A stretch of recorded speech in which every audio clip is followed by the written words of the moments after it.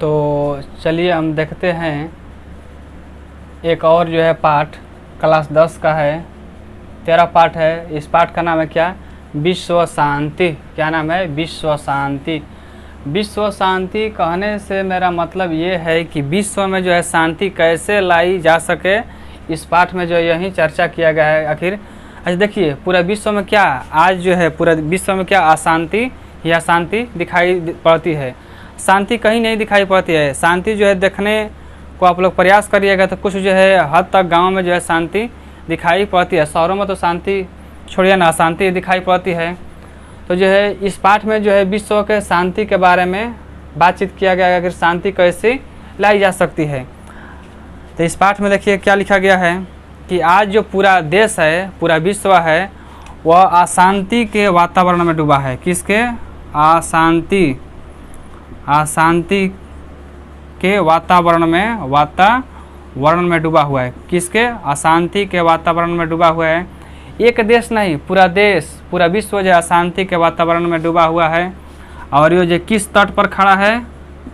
किस तट पर खड़ा है? तो अशांति तट पर जो ये खड़ा है। पूरा आज संसार, पूरा विश्व जो है एक ऐसे तट पर खड़ा हुआ है जिस तट का क्या नाम है? अशांति। और ये जो है कब क्या हो जाए कोई नहीं जानता है।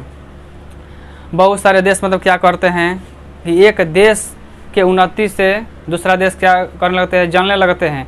कह रहे भाई वो जो है देश बढ़ रहा है, आगे तरक्की कर रहा है, उसको जो कुछ ऐसा किया जाए कि ताकि वह जो देश हमारे देश से पीछे हो जाए। यानी एक देश को यदि उत्कर्ष कर रहा है तो वह देख के जलन मतलब करता है कि वो देश आगे बढ़ रहा है। तो जो है शांति कैसे लाई जा सकती है? जब ऐसा करिएगा तो शांति नहीं आ सकती है। यह पाठ में यहीं जो विशेष रूप से बताया गया। देखिए, अशांति के जो कारण मतलब कि दो ही होता है। अशांति के मुख्य रूप से कितने कारण होते हैं? दो। एक होता है ईर्ष्या और एक होता है असहनशीलता। अशांति के मुख्य कारण कितने होते हैं? दो। एक होता है ईर्ष्या और एक होता है असहनशीलता। असहनशीलता को जो है सहिष्णुता भी बोलते हैं। क्या बोलते हैं? सहिष्णुता। देखो ईर्ष्या आप लोग सुने होंगे एक पाठ में, ईर्ष्या तू न गई मेरे मन से। ईर्ष्या का मतलब होता है कि जलन। देख के किसी को जो जलिएगा, जैसे कोई आगे जब बढ़ रहा है नू तो उसको जो देख के जलिएगा, करे फलना जो आगे बढ़ रहा है, मन में जो है जलन होगा, क्रोध होगा। और जब मान लीजिए जब क्रोध होगा तो कोई बात बोलेगा तो जो है सहने की क्षमता नहीं रह जाएगी। यानी कोई भी बात जो बोलेगा तो हम उसको तुरंत पलट कर जवाब दे देंगे। उसी को क्या बोलते हैं? असहनशीलता या सहिष्णुता भी बोलते हैं। तो अशांति के कितने कारण होते हैं? दो। एक होते हैं ईर्ष्या और एक असहनशीलता।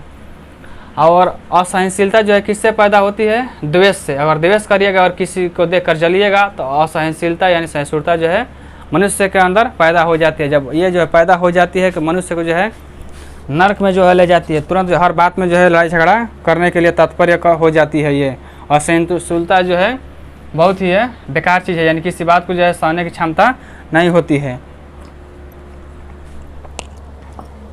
इस पाठ में यही बताया गया। देखिए और क्या बताया गया है कि स्वार्थ से ही दुश्मनी बढ़ता है। यदि कोई भी मनुष्य सिर्फ अपना ही भलाई चाहेगा कि मेरा ही भलाई हो तो वहाँ क्या होगा? दुश्मनी बढ़बे करेगा। यदि निस्वार्थ भाव से किसी को देखेगा, किसी को अपना जानेगा, बढ़ाने में जो है देश को जो है सहयोग करेगा तो वहाँ जो है दुश्मनी नहीं होगी। निस्वार्थ मतलब कि से क्या होगा? दुश्मनी जो है दिन प्रतिदिन घटती जाएगी। और स्वार्थी लोग कौन होते हैं? अधिकांश नेता लोग होते हैं। और इन्हीं चंद नेताओं की वजह से हमारा देश मतलब कि दिन प्रतिदिन क्या होता जा रहा है? डाउन होता जा रहा है, नीचे गिरता जा रहा है। जिस दिन ये नेता लोग जो है हमारे देश में निस्वार्थ हो जाएंगे, जैसे लाल बहादुर शास्त्री लेखा, महात्मा गांधी लेखा, सुभाष चंद्र बोस लेखा, ऐसे ऐसे अगर नेता हमारे देश में जन्म ले लेंगे तो फिर जो हमारा देश मतलब कि आगे बहुत निकल जाएगा। लेकिन आजकल के जो नेता है बहुत अपने स्वार्थ यानी अपने जो है गद्दी के लिए, राजगद्दी के लिए कुछ भी हद तक जाने के लिए तैयार है। तो स्वार्थ से क्या बढ़ता है? दुश्मनी। और स्वार्थ को जो है कैसे मिटाया जा सकता है? तो स्वार्थ का एकमात्र साधन है क्या? परोपकार। यानी दूसरे पर उपकार करके स्वार्थ को मिटा सकते हैं। अगर स्वार्थ मिट जाएगा तो जो है परोपकार जो ऑटोमेटिक आ जाएगा। जब परोपकार आ जाएगा तो स्वार्थ ऑटोमेटिक आ जाएगा। स्वार्थ जब खत्म हो जाएगा तो सभी लोग जो है अपने भाई के समान दिखाई देने लगेंगे। और कहा जाता है कि जब दो देशों में लड़ाई झगड़ा होता है तो उसको समझाने के लिए, उसको उस जो है विवाद को ख़त्म करने के लिए, नष्ट करने के लिए बहुत सारे देश के जो है लोगों ने मिलकर एक कमेटी बनाया है। उस कमेटी का क्या नाम है? संयुक्त राष्ट्र अमेरिका।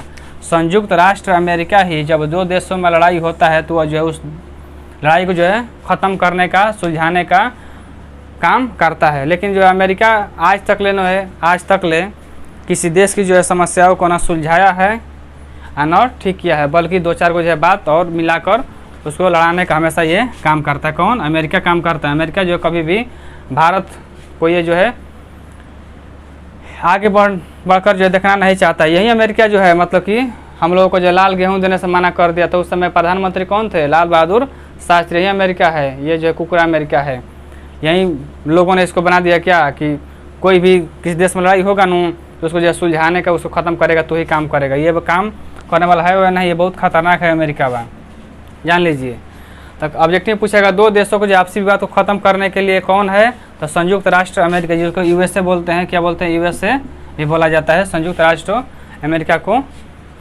और देखो भगवान बुद्ध ने क्या एक बहुत अच्छी बात कहा था। भगवान बुद्ध ने बहुत एक अच्छी बातें कही थी। क्या?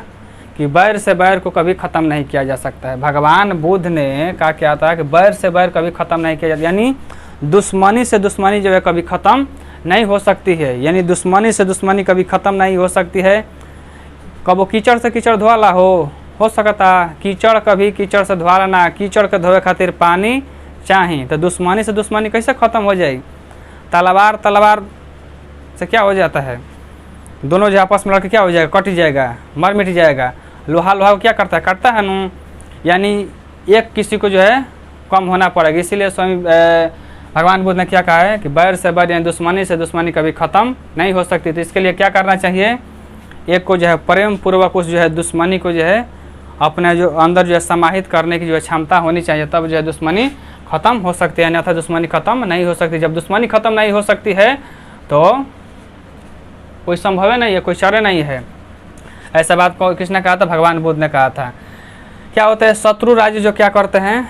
शत्रु राज्य यानी एक राज्य दूसरे राज्य को देखकर जलने लगते हैं, वहाँ क्या करते हैं? कलह यानी लड़ाई झगड़ा लगाने का जो है प्रयास करते हैं। और अनेक राज्यों में क्या प्रचलित है? आज के ज़माने में, आधुनिक ज़माने में अनेक राज्यों में क्या प्रचलित है? शीत युद्ध।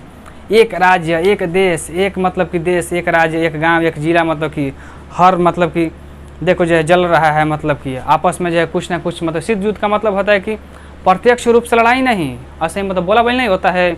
जैसे दो औरतियाँ होती है, बहुत औरतियाँ चनाक होती है, वो जो है वाक युद्ध करती है, शीत युद्ध करती है, इधर उधर मतलब बातें करती है, लेकिन आपस में कभी लड़ाई नहीं करती। वहीं क्या है? शीत युद्ध है। तो अनेक राज्यों में क्या प्रचलित है? शीत युद्ध प्रचलित है।